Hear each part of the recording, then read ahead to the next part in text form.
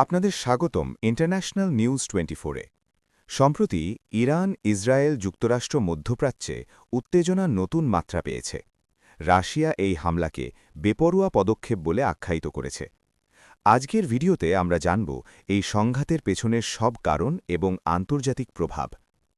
Israel ও যুক্তরাষ্ট্র যৌথভাবে ইরানে হামলা চালিয়েছে। এই হামলার পরে ইরান একাই প্রতিক্রিয়া দেখাচ্ছে।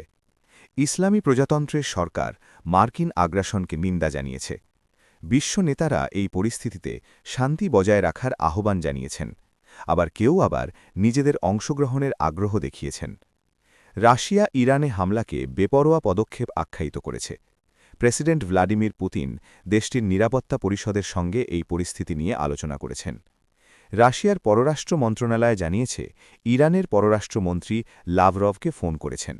লাভরভ জাতিসংঘ নিরাপত্তা পরিষদের অধিবেশন ডাকার জন্য আহ্বান জানাবেন। রাশিয়া বলেছে, এই হামলা আন্তর্জাতিক আইনের স্পষ্ট লঙ্ঘন।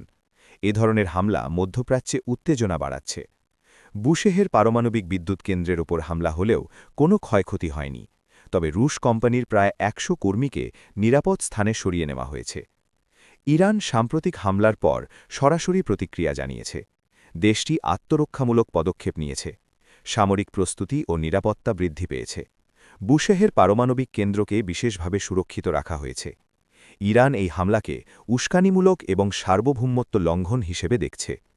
মধ্যপ্রাচ্যের অন্যান্য দেশ এই উত্তেজনার দিকে নজর রাখছে।